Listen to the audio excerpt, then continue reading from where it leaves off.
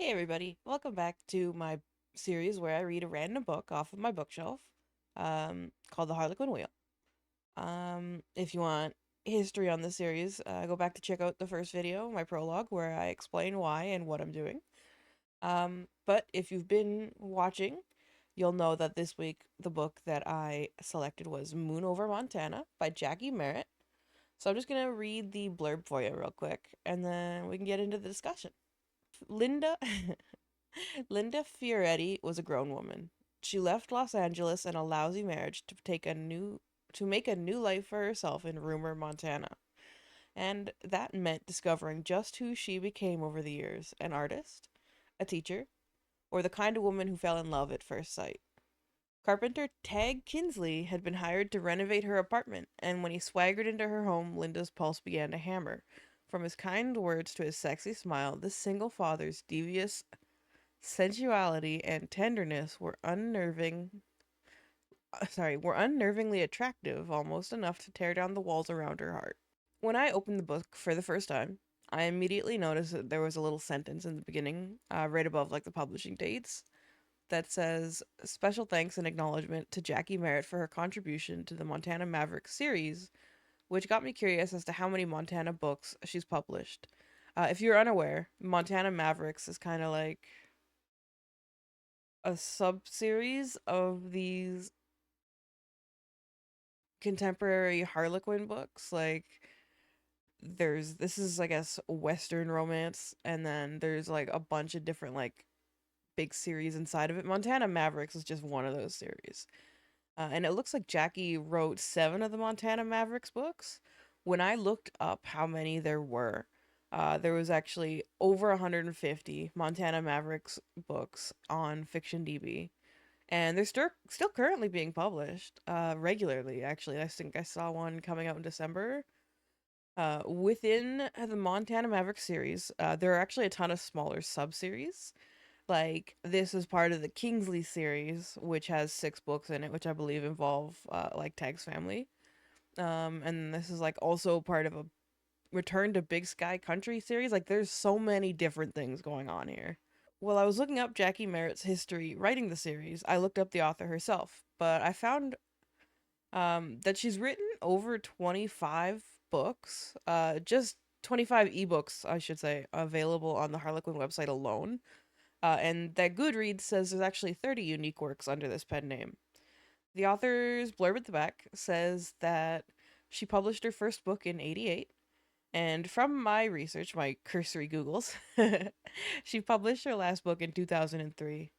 It can be hard to tell as far as a lot of these books go, because they're older and they were actually re-released more recently via ebook on Harlequin. So I don't have specific publishing dates for everything because they're kind of like all over the place. As far as I can tell, though, Jackie Merritt has probably passed away, but I don't know for sure. Jackie's a pen name, and Googling the pen name almost immediately gave me another name to check. Like, it said what her real name was. And when I looked that up, even though it's not like a super uncommon name, uh, I found a couple different obituaries, one of which kind of look like the author picture, but not 100%, so I don't know for sure. But the most convincing one that I did find was from 2013. And so if that's the case, she passed a while ago. But her last published book was in 2003, so it could have been even earlier than that. But then again, I also found like another like old yellow page listing that had her name and said she was almost 90 years old. So maybe she's not. Maybe she's still out there kicking. She just isn't writing anymore. Regardless of whether or not she passed, just wanted to look up the history of the author and see if she was still working, but apparently not under this pen name at the very least. I suppose that part of my inspiration behind doing this Harlequin series is the books that I bought came from a man who was selling his wife's book collection after she passed, and he mentioned that she never got to read a lot of them, and I kind of felt like almost inspired to do it myself, I guess. She didn't read them, so I would try to read them. I kind of feel the same way about like the authors. A lot of these authors are going to be older. A lot of these books are older. They're published like 20, 30, 40 years ago. So, I mean, a lot of the authors who were probably already older at the time have probably passed on.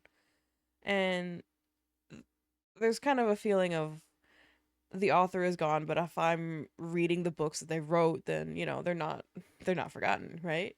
And then now it's on a book. Now it's on a book review on the internet. Given, I guess, the amount of time that Harlequin has been publishing books, like, as you know, they've been publishing books forever, and the fact that I really really love like the pretty old school covers, this will probably be a recurring thought.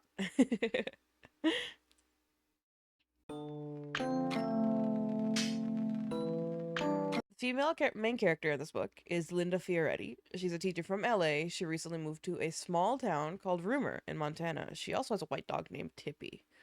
The book opens with Linda talking about how excited she is for the end of the school year. And she's a new teacher. She already is looking forward to making the curriculum. It's not summer holidays yet, but it's coming up. So she's already looking forward to the school year that starts after summer holidays, basically. At this point in time, it's a Saturday. She gets a knock on the door and she recounts how many times that there have been knocks on her door lately, given that she's just moved in. She had been amused the first time it happened because the man had been wearing a perfectly ghastly toupee. The second time it occurred, she wondered if she should alert the law about the man dressed as an overweight woman who had just knocked on her front door. But hadn't she laughed herself silly at the way he hastily limped away in huge high heels? The man at the door is not the stranger who's been showing up knocking on her doorstep. He's handsome. He simply announces that I'm here, and she kind of like stares at him like he's crazy, like she had no idea he was coming. He's described as very tall, over 6 feet, with longish dark hair and twinkling eyes. He is lanky, with air quotes, sensual lips, and an adorable grin. The man introduces himself as Tag, and he says he has work to do in the apartment. Linda says no thanks and goes to shut the door, and he says no, he's supposed to be doing work here. Call her landlord if she wants to double check. She shuts the door on him, and then she does exactly that. When Linda calls her landlord, she says there's a guy here named Tag who has, he says, a contract to destroy all the improvements I've made in my apartment. Which Tag did not say, for one, to be fair. But of course, the landlord starts being a landlord and asking about what improvements she's made and reminding her that she's not allowed to make changes like that. It would be a violation of her lease because fuck you. Fuck landlords. They don't. How dare you enjoy the home that you're paying obscene amounts of money to live in? Don't you dare paint the walls. Tag, on the other hand, seems perfectly nice, and she lets him in. And he shakes her hand, pets her dog, offers her dog treats when he comes by next time. And Linda, on the other hand, is super rude to the guy, basically keeps telling him to get lost. He says he's here to check the woodwork and paint the walls, and paint the walls in each of the rooms, not just like one wall. He's here to redo her whole house, basically. Um, he keeps moving from room to room in the house. He mentions like, "Oh, you're a good housekeeper. This place is nice." Well, she kind of follows him around and is like seething the entire time. He sees that Linda is an artist and asks her if her work is acrylic or oil, and she goes, "Oh, you actually know the difference? Like, girl, it is not that hard to know the difference. And also, he's here to paint your house. Obviously, he knows about paint. Like, what are you doing? Why are you being a bitch?" Tag mentions that he's a carpenter, he has a woodworking shop, and aside from his daughter, carpentry is the most important thing in his life. Linda is actually disappointed he's married, but like she hasn't been anything but an ass to this guy since he walked in that door. Like she's apparently vaguely interested in him, but she's also being terrible. The majority of the book seems to be from Linda's point of view, but it does occasionally do this thing where it'll like cut through a series of other people's point of views. You'll see it later. Sometimes it'll be Tag's point of view, and then sometimes it'll be like the point of view of the mailman, and then somebody at a grocery store, and then like it'll kind of chop through a different few point of views, like it's trying to build up a storyline, but there isn't enough storyline going on throughout the rest of the book for it to really be well done, I guess. Linda seems to have some kind of parental trauma. Her parents were artists and brought her up in a traditional way that had, quote, unquestionably lived the typical bohemian lifestyle and didn't believe in babysitters, so they basically took her anywhere when she'd been a little girl. And she had, quote, treated been treated as a plaything rather than a living, breathing child that needed regular meals and bedtimes. Linda also mentions in her narration, but not allowed to tag, that she is divorced and came to rumor after her divorce. They flirt a bunch, and Tag invites her over to his workshop to look at his woodworking, to buy bookshelves, not to bang. And she agrees, although she mentions that she has to go to church on Sunday and is very busy with schoolwork. Linda says he can start working on the apartment today, and he calls her a sweetheart and gives her a kiss on the cheek. Tag seems perfectly nice. Linda, on the other hand, is not. Tag starts to paint, and Linda eventually gets bored of listening to him painting the kitchen, so she decides to take her dog on a walk. She ends up, not so coincidentally, walking right past where Tag's house is, and she stops to look at the name on the mailbox, which is Kingsley. It's apparently a mega rich family in the area, because of course it is, and she never would have guessed that humble carpenter Tag is actually a super mega wealthy rich. Linda gets back to her apartment, and Tag informs her that a friend apparently stopped by. A man had let himself into the apartment while Tag was there, and then when he noticed that the apartment wasn't empty, he rushed away super fast. Linda locked the door before she left to walk the dog, which means that the stranger may have had a key to her apartment. When he sees Tag, though, he just says, "Oh, wrong apartment," and turns around and backs out, and like just rushes off. I don't know how Tag got. Oh, your friend stopped by when the guy straight up announced, like, "Oh, I'm here in the wrong apartment." Whoops. He kind of starts asking her about it. I guess he might think that maybe it's like her boyfriend or something, and he's kind of jealous about that. So, I mean, red flag number one. Linda kind of thinks that she doesn't want Tag to think she's, air quotes, morally loose. And she also learns that she learned that Tag's name off of his mailbox is Taggart Taggart Kingsley, which kind of makes me feel like the author wanted a lighthearted rascal sort of name like Tag, but also needed to make it like try to sound as super fancy as she could because he's supposed to be super rich. So all she could come up with was Taggart, which is not really the kind of name you would expect to have a super wealthy guy to have. Like, it was definitely like she needed to come up with something that was long so that it sounded elegant, but Taggart just reminds me of like a boggart from Harry Potter. The point of view actually switches to the stranger who has been having a comically hard time trying to get into her apartment. He says his name is Alfred Walensky. He also goes by Al Walensky and Al Malone. And he was hired by Linda's ex husband to break into her apartment and steal back a book that Linda apparently accidentally took with her when she left him. It had notes on her ex husband's illegal bookkeeping ring. And this actually doesn't have anything to do with why Linda left her husband. She apparently found out he was a liar and that he was cheating, and she just kicked him out, mailed the divorce papers, sold the house while he was out of town, and then he never saw her again. She took the book by accident. I guess he just was keeping it amongst her books, like as a safe space, but now it's gone. It cuts to Tag finishing up the kitchen. They flirt a little bit more. He says he'll be back on Monday to keep working. They're obviously like super into each other, but the author keeps calling sex lovemaking, and it's so awkward. I hate that so much. I do expect there might be some boning in the book, which I guess makes it a step up from the last one because the last one was absolutely chaste, save for like a little kiss. Because they make mention in this book about how Linda has never enjoyed her sex life. That night, Linda goes out to sit on her little balcony, drink tea, and give us a load of exposition on her previous marriage. Her ex husband is an Italian man who owns Italian restaurants and is involved in organized crime. That seems a little bit stereotypical to me, but it is what it is. He's 5 years older than her, and he proposed on the day she graduated college. They both waited to sleep together until after they were married. However, he did not tell her he didn't want kids ever. So they did not have children, and she's bummed about it. She's distracted from all of her thoughts about her ex-husband when she hears a twig snapping outside her apartment, like somebody snapped on it, twice in succession, like somebody's walking around her house. And there's some kind of scratching noise at the front door, but when she goes to check, she finds nobody there. Girl has had two suspicious people knock and run from her door. One man literally walk inside her house, and then she has somebody who's prowling around outside, but she still does not call the cops.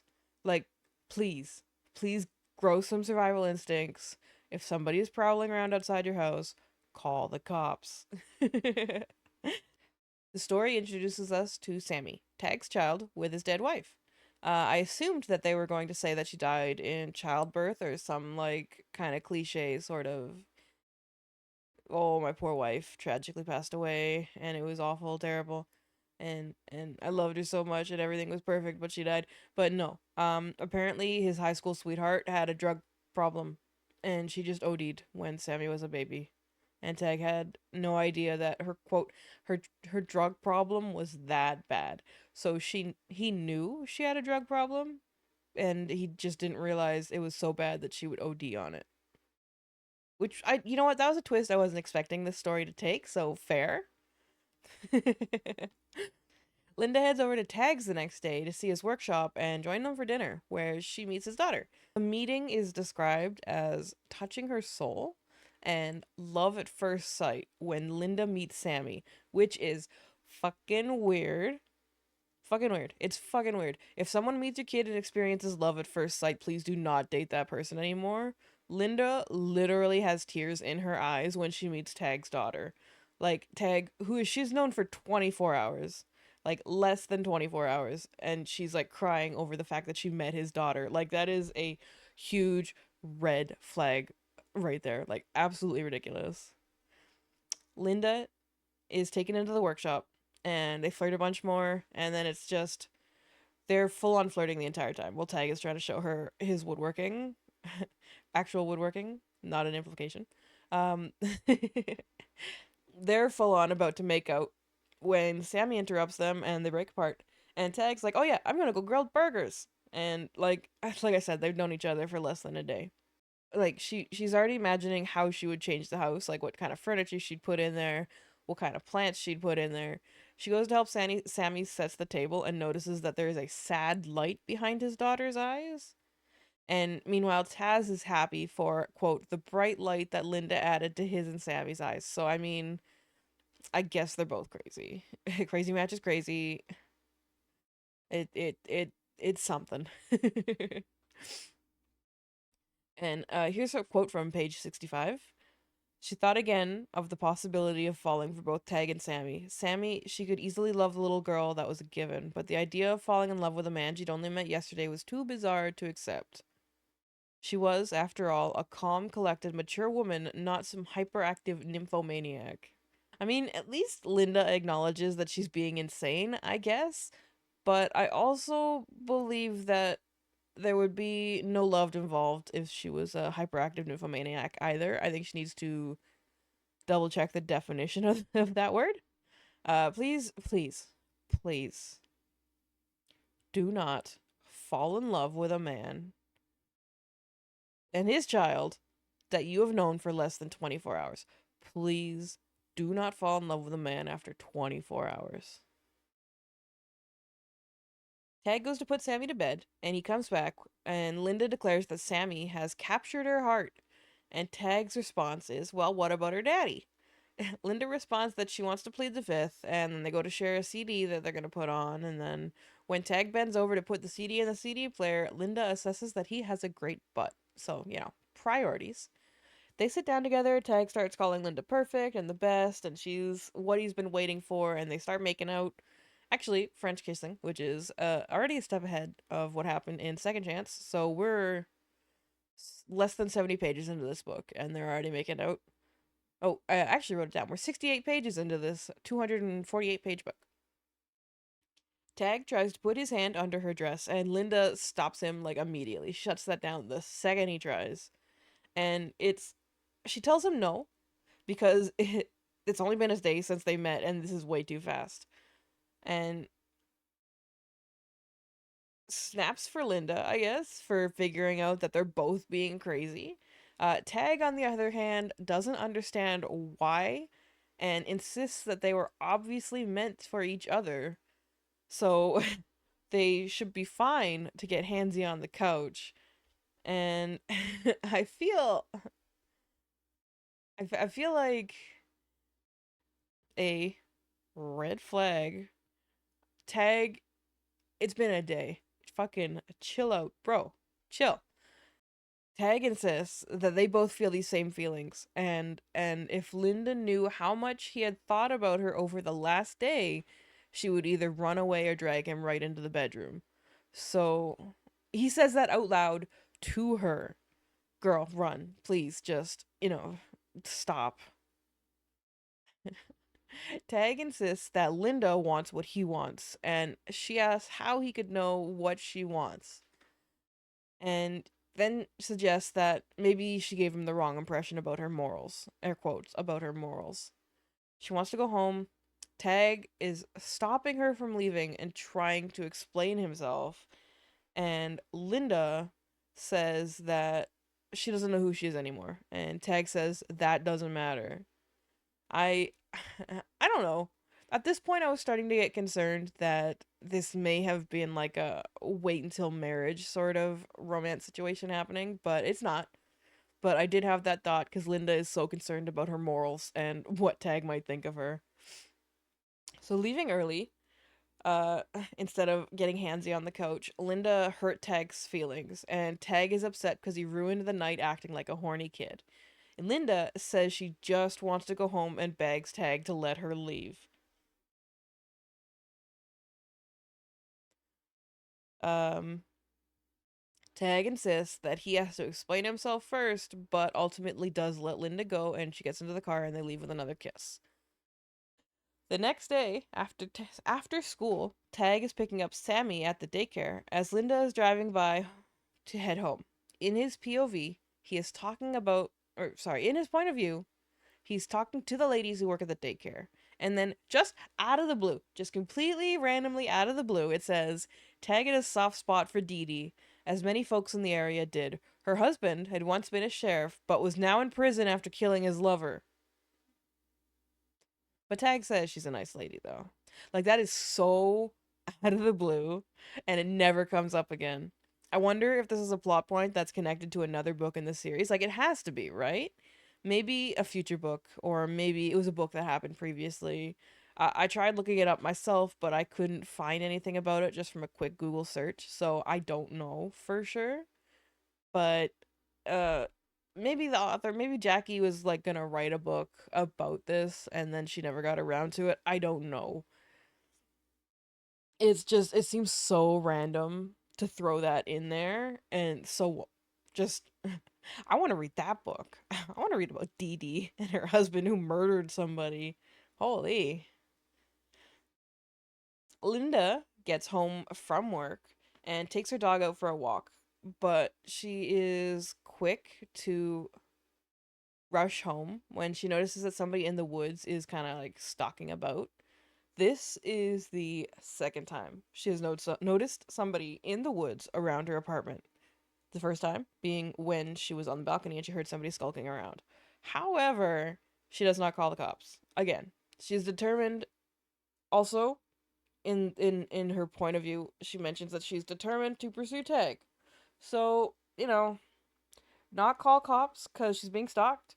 Do pursue a relationship with the man who tried to put his hand up her dress after one night and then kept her from leaving so that he could try to explain himself. Hmm. The next morning, she meets Tag, who's coming over to work on her apartment. She sits him down and tells him that she likes him, and Tag says he likes her too. Tag is actually the one who points out that Linda seems like she's not ready for anything more than a friendship, and that's fine. He kisses her, and then she leaves for work, which, I mean, That's definitely more than just a friendship, but okay. Linda actually invites Tag to stay at her place once he's done painting for the day, and she'll come back and meet him here. Tag doesn't actually respond with whether or not he will, but by the time Linda gets home from work, he's not there. So she goes out to the bar with some of her friends, and Tag actually had left to go drop his daughter off at her grandparents' house so that he could spend the evening at Linda's place. Like, she didn't invite him to spend the whole night, but he left his daughter at his grandparents for the whole night. Like, he was definitely thinking about this. Like, Tag, it's been 48 hours, buddy. Please chill out. When he gets back, he drives past her work, sees her car is not there, and starts worrying that the weirdo who is stalking her may have hurt her. So he goes over to the apartment, and when she isn't in the apartment either, he, like, when her car isn't there, he lets himself into her apartment and then goes to look for her, but she's not home. When he drives past the bar heading back to his own place, he notices her car there and he immediately assumes that she is out with another man and starts trying to plan how to win her back from this other man that she is clearly on a date with, because that's the only option available. Tag calls her house and leaves her a voicemail asking to go to dinner. Linda, who is literally just at the bar with her work friends, doesn't bother checking her voice messages when she gets home and instead heads out to walk the dog. The guy who's been stalking Linda stops by the house again, but he gets stopped by her nosy neighbor who assumes that they are dating. The neighbor stops Linda on her way back from the dog walk to tell her that her friend came by because the guy who was trying to break into her apartment, like Alfred, he left when he got noticed by the nosy neighbor. Linda asks her if she's seen him around before, and the neighbor says yes. This man has been her around the apartment several times. Linda asks if she recognizes him, and the neighbor says no, he's a stranger. He's not from this small town where everybody knows everybody. Linda still does not call the police or bother to tell anybody what is going on. She does not tell anybody that she's being stalked, that this man has broken into her house twice, has been skulking around the apartment, has apparently been around the house several times when she's out, does not call the cops. She goes inside, she checks her voicemail, she finds a message from Tag. Tag is mad because he assumed that she was out with a man this entire time and never bothered to call him back. He's just pissed. He's grumpy. He's so mad, and it's bad. Like, that's not good. That's not good. However, he forgets to be a dick when she says, "Hey, come over and we can have some dessert." And she puts on like her best flirty voice. He's immediately like, "Okay, yeah, that's great. I'm appeased now. Perfect." Tag shows up with pies. Linda says to make himself at home. She's getting dressed, like she calls down from upstairs. She's having a shower. She's getting dressed. Tag goes upstairs when she says, "Make yourself comfortable. I'll be right down. I'm getting changed." Tag goes upstairs, fully aware that she is naked because she's coming out of the shower, and starts talking to her while she's trying to get dressed. That, come on.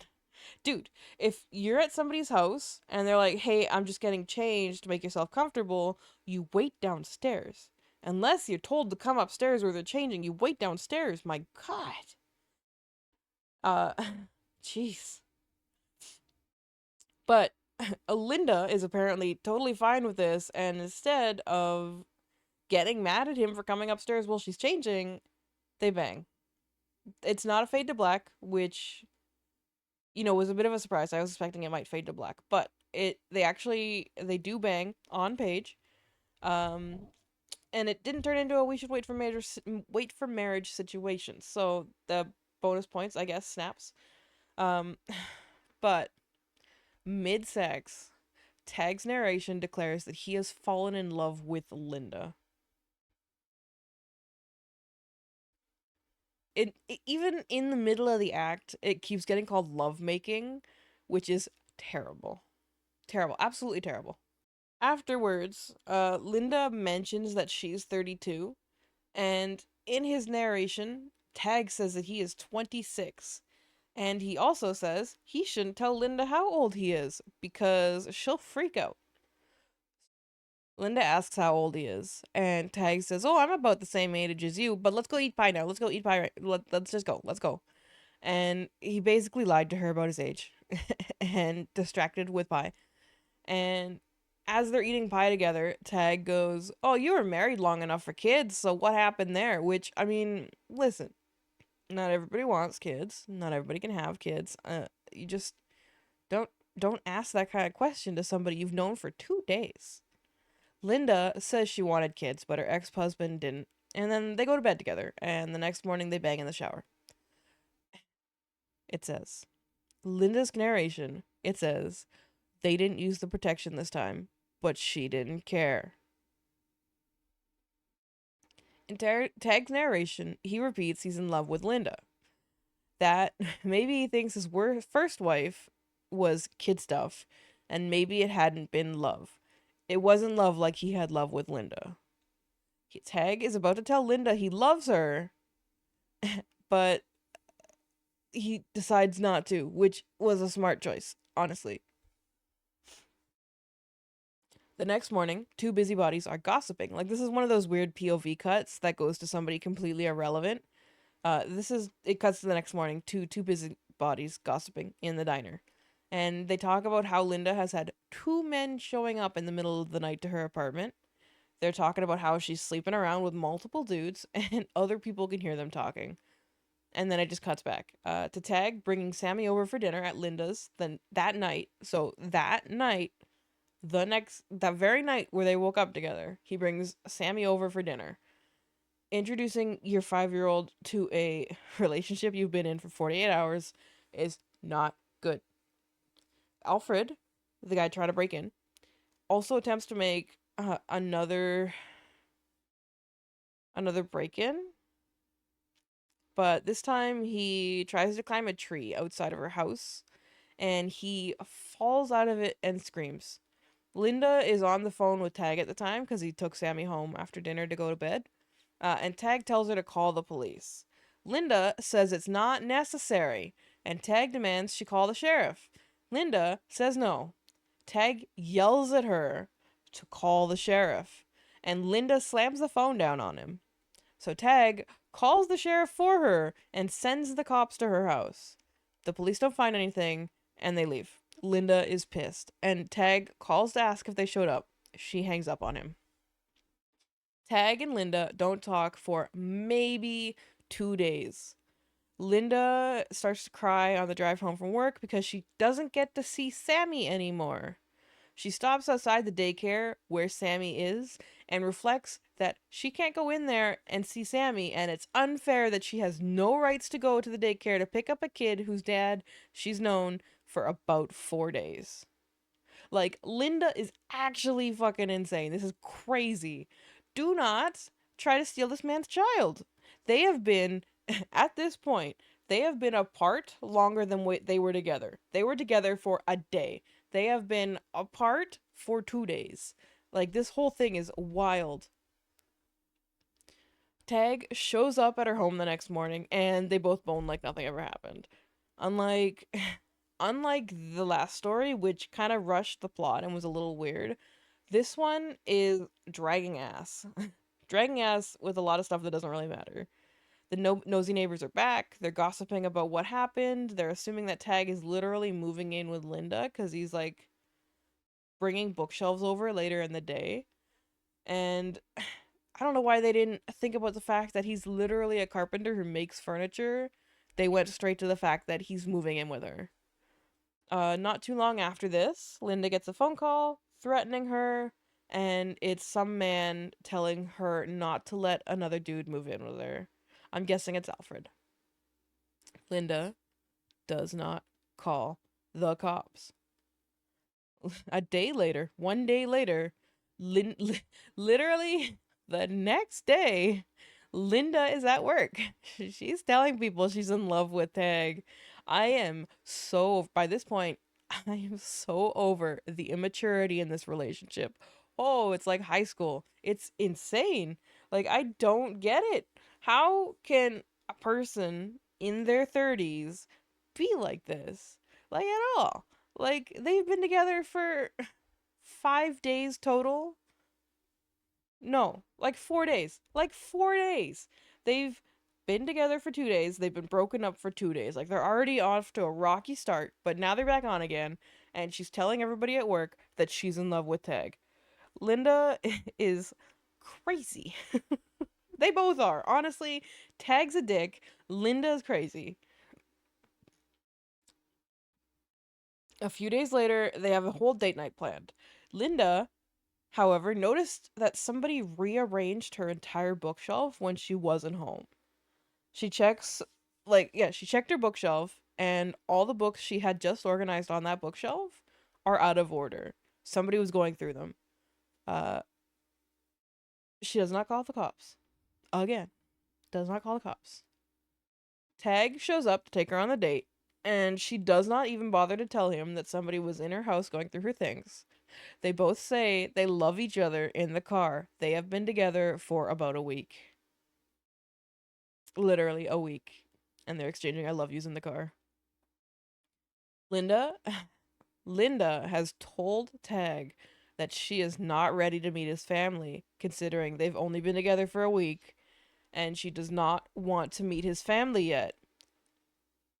However, Tag decides that he is going to take her on their very first date together to his brother's wedding. He's going to take her to his brother's wedding as a date with his entire family. He immediately ignores exactly what she wants to do. Whether she's comfortable or not meeting his family, he takes her over there and is introducing her to his mom, to his siblings, to his in laws, everybody. Linda's pissed. Again. But, oh man, she suddenly doesn't care as much because Sammy's there too. And Sammy's all happy and gives her a hug, and Linda's like, oh, this isn't so bad. Linda is forced to sit through the wedding ceremony, and she's kind of like stewing on it. She's like got a simmering anger, but then she has to listen to how blessed a union is and how it's valid in the eyes of God or something, blah blah blah. And then she turns around and she blames herself for having to make Tag deceive her into meeting his family. She literally says that she is more to blame for this than he is because he promised her a date night. Instead, he took her to his brother's wedding. Um, I don't even. She thinks that as his girlfriend, she should want to meet his family. So this is her fault that he had to lie to her, and that's terrible. That's terrible. If somebody does that to you, don't take that. You say I don't want to meet your family, and then they turn around and forcefully introduce you to their family. That's fucked. After the wedding, Linda gives Tag shit for lying to her because she hates dishonesty. Tag, however, does not seem to think that this was an issue. He doesn't think that he lied to her. He doesn't understand why she's pissed. On the drive home after dinner, they say they need to talk. Linda is definitely reflecting, and she's kind of upset that Tag has basically started dictating her life.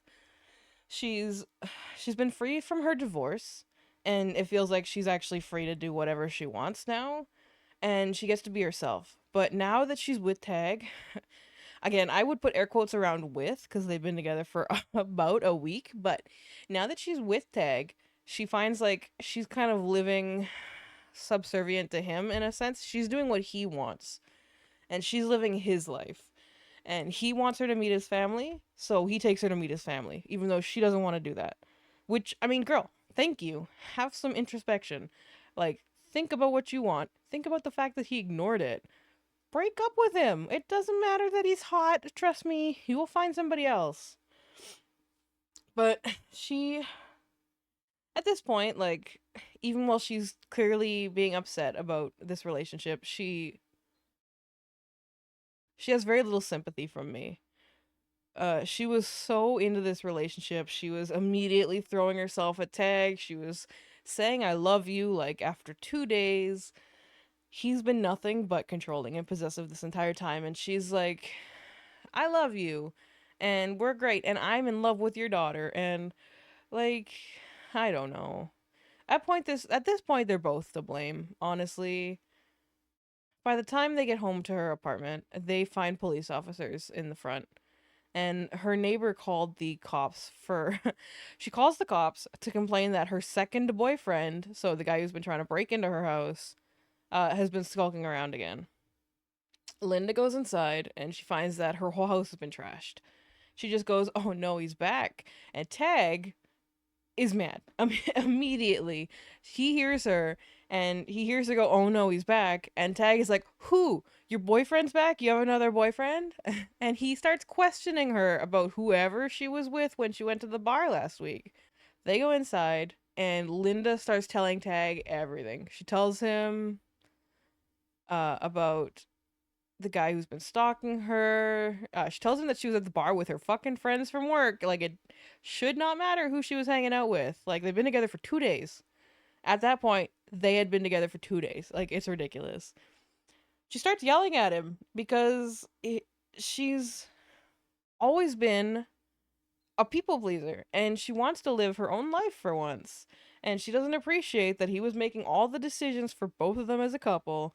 He's getting upset. Like, he's saying, "Oh, I need to protect you. You're I love you. I need to protect you. That's my job. I'm a man. I protect a woman." And he he cries. Tag blames himself for his first wife dying because she OD'd, and then Linda has to take care of Tag's feelings because now he's upset. It goes from her having a very legitimate problem to now she has to tend to the man's feelings because he's upset because she was getting upset at him. And they make up. They make up and they have sex. Like, that's it. That's the end of this. She put her needs on hold because he got upset. And then everything's fine now. While they're sleeping, it's literally midnight. Linda wakes up Tag to tell him that she had the most wonderful idea. They are mid sleep. And she starts telling him that she had the most wonderful idea ever. They're going to have a picnic on Sunday. That's it. That's the whole thing. Bitch, if you wake me up at 2 o'clock in the morning to tell me that we should have a picnic, oh man. Absolutely do not. The next day, Linda goes out for groceries for this stupid little picnic idea, and she runs into somebody that she knows from work. And then the next aisle over, she can hear them gossiping about her. The gossipers mention that Tag is 26. And Linda, they also make a mention about how Linda is older than he is, and they're like, "Oh, she's Cradle Robin," blah blah blah blah blah. Like, it's 6 years. It's 6 years. That's not a big deal. But Linda, more importantly, realizes that Tag lied. He lied about his age. But, like, if she had considered this for 4 fucking seconds, she would have realized how old he was. Tag said that his wife had had their daughter when they were young and that she had died immediately after Sammy had been born. Sammy is less than 5 years old. So she died less than 5 years ago, which was when they were very young. Like, I don't know, like, use your brain, Linda, please. This entire story would be different if you just used your brain. Linda goes over to Tag's house and she breaks up with him for lying to her. Tag insists that he did not lie. Again, he insists that he did not lie to her when he admitted the fact that he was 26, which is absolutely a lie. If you ignore telling somebody something purposely to deceive them like that, that's a lie. That is absolutely a lie. Linda storms home, and Tag follows her back to the apartment a couple hours later to deliver the bookshelves that she had ordered. She has some more bookshelves that she ordered a bunch of bookshelves from him. Tag says that he made a plan with the cops. They're gonna catch the guy who's been stalking her. So again, once again, Tag has taken the initiative without talking to Linda. He has contacted the police without telling Linda. He has decided that they're going to catch Linda's stalker without talking to Linda. Now they have a whole plan. They are going to dress up like movers and move all the bookshelves in, and then Linda's going to be really obvious about the fact that all of her books are out in the shed because they haven't been packed away yet.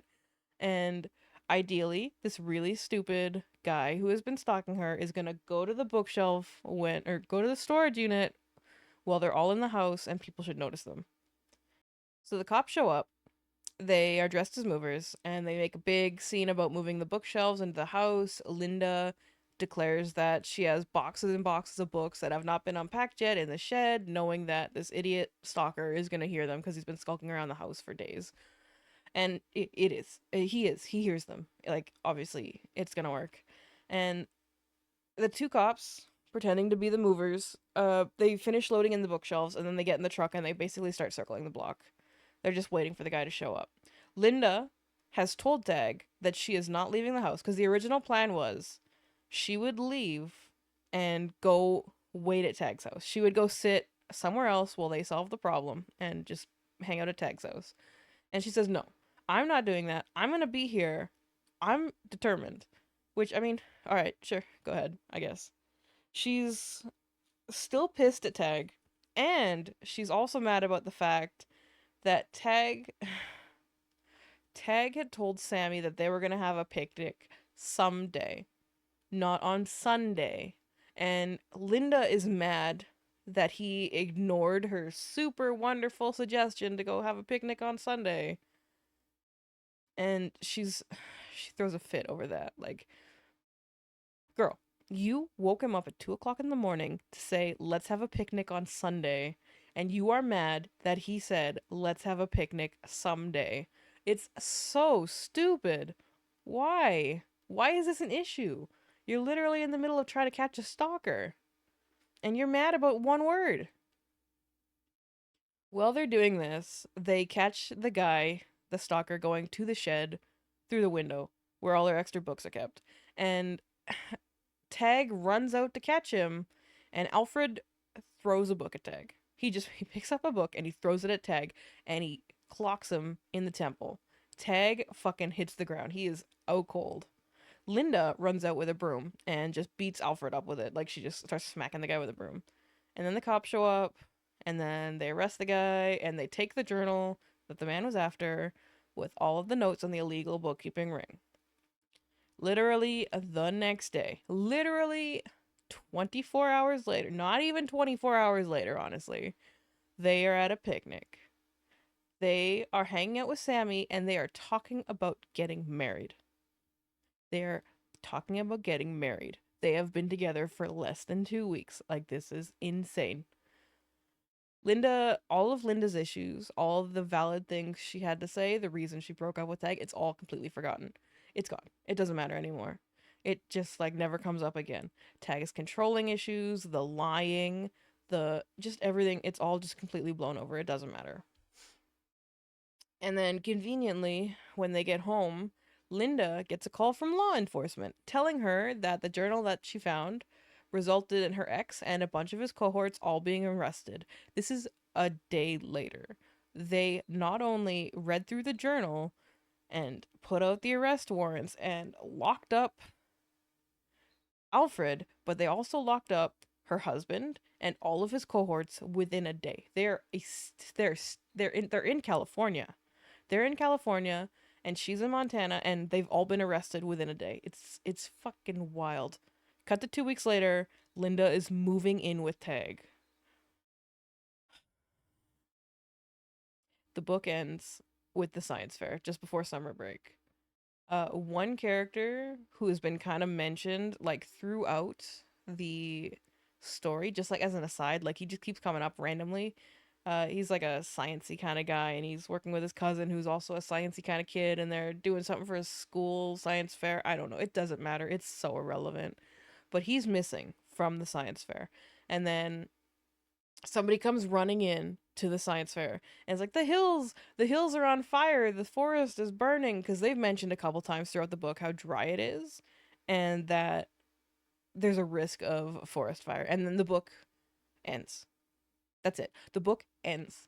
It just ends on, oh no, there's a forest fire. The end. From what I gathered, I think the next couple books maybe revolve around this forest fire, or it is made mention of at some point in this book, but it was just the most absurd way to end this book that has been Just absurd the whole way through, honestly. It's just fucking wild. Why would they do that? Why would they end it on, oh no, the forest fire? Why didn't they just have like a preview of the next book at the end of this book or something? Like, I don't know why they needed to include that at all.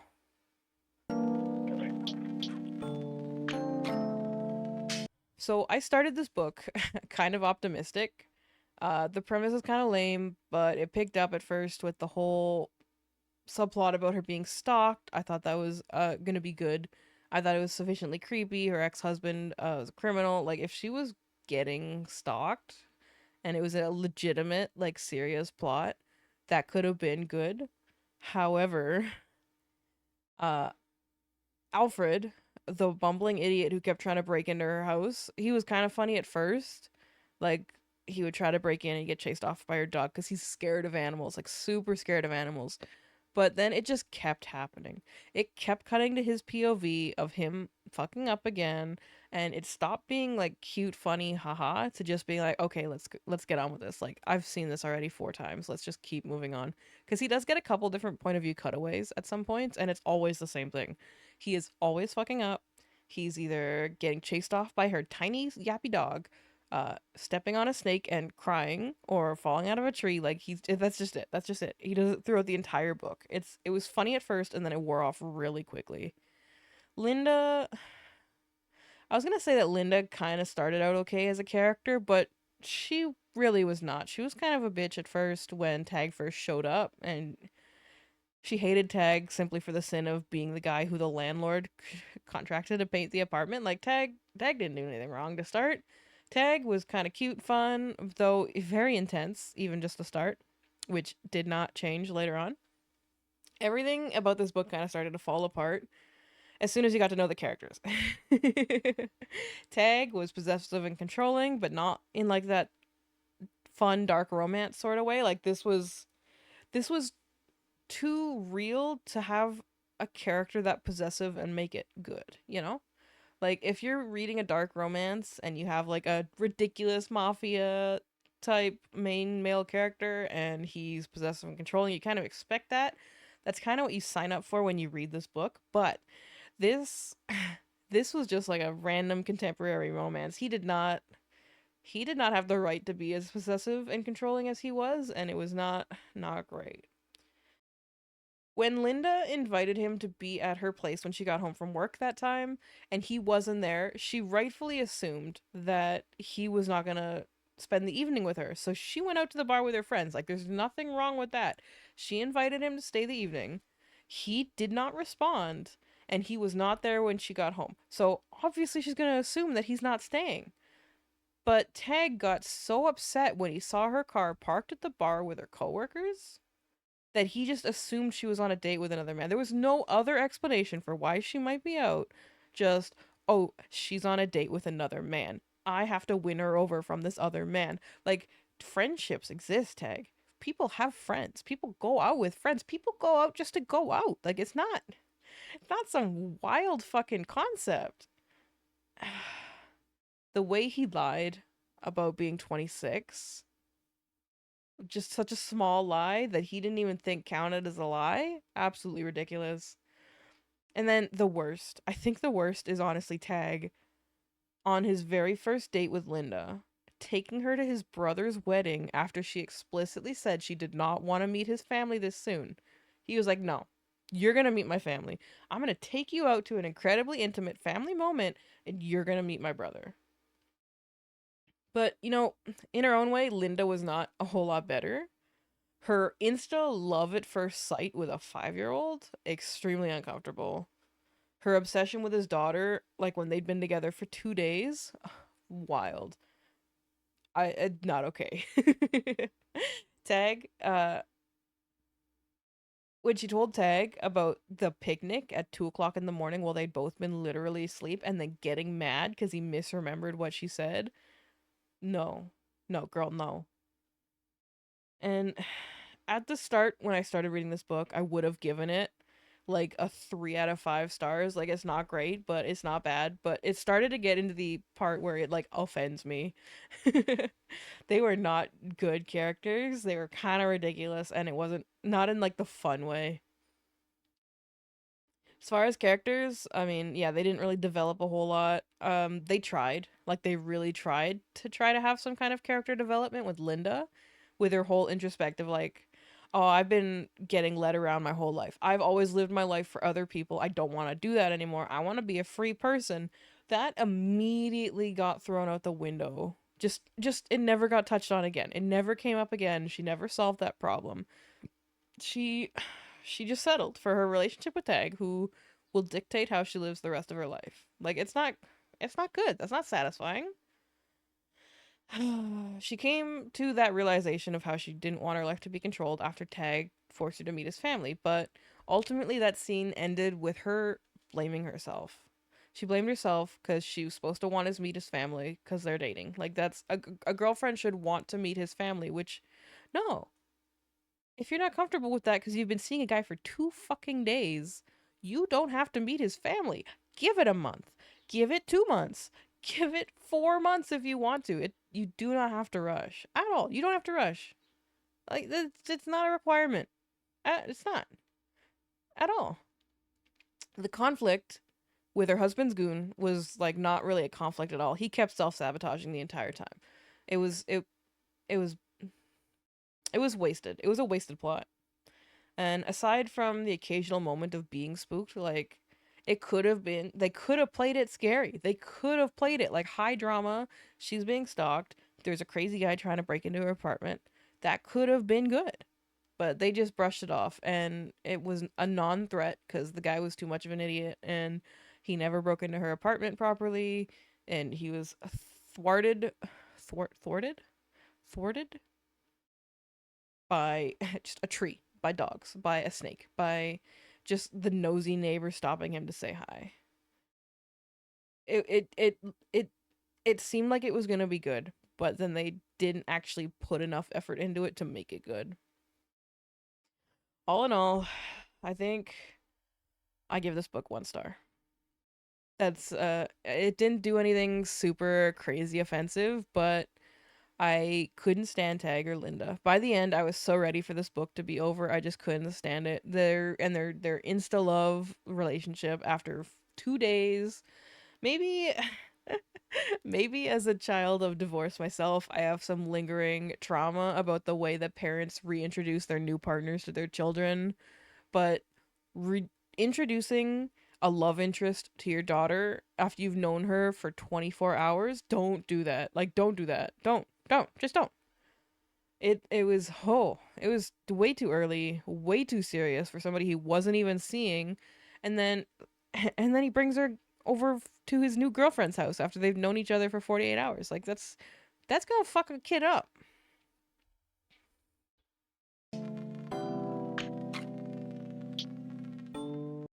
All right. So, unlike the last book in this series, the main couple actually went all the way on page multiple times. However, I would not say that it was a particularly well written or very spicy couple of moments. And it used the word lovemaking a lot, which is kind of icky. I find it icky. I don't know, maybe you don't. I do. The actual spice was kind of glossed over, or maybe I was just so bored by the time it was happening that my mind just went blank and I like skimmed over it. I don't know. It wasn't enthralling for sure. It was vanilla. There was no kink in it whatsoever. It was just straight up vanilla spicy.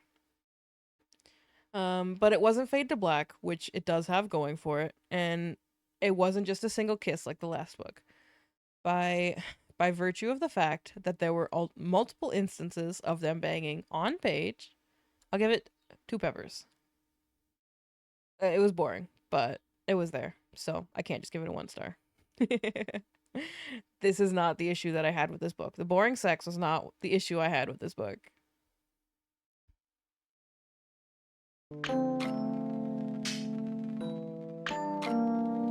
I guess the tropes in this one would be it was an older woman, younger man situation. She's got an evil ex-husband. Honestly, the fact that her evil ex is both Italian, runs Italian restaurants, and is involved in organized crime felt kind of stereotypical. As an Italian person myself, I was like, is this offensive? But, whatever. This one was honestly so meh that there wasn't even much by way of tropes for me to pick up on. Like there was nothing fun. They weren't snowed in. They didn't stay at an inn that had only one bed, shit like that. There wasn't even an enemies to lovers. Like Linda started out as a bitch, but it immediately turned into a relationship. So I don't know. I guess widowed father is kind of a trope. I don't know. I love tropes. I just to put that out there, I love tropes. I love a good trope. I love a sucker. I'm a sucker for a trope-filled romance book for sure. However, this didn't really have anything malleable to sink my teeth into, sink my fangs into. What kind of tropes do you guys like? Like, what are your favorite tropes? If you watch this far, let me know in the comments. What are your favorite tropes?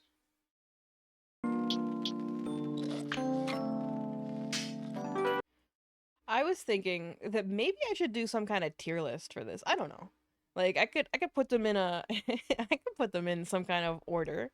Um I know that I'm already doing like the star system, but maybe I could do like order them from least to best or something. However, there's only two books on this list so far. It was Second Chance of the Rebel and Moon Over Montana. Obviously, Second Chance of the Rebel is gonna go at top of the list right now because I did not like Moon Over Montana.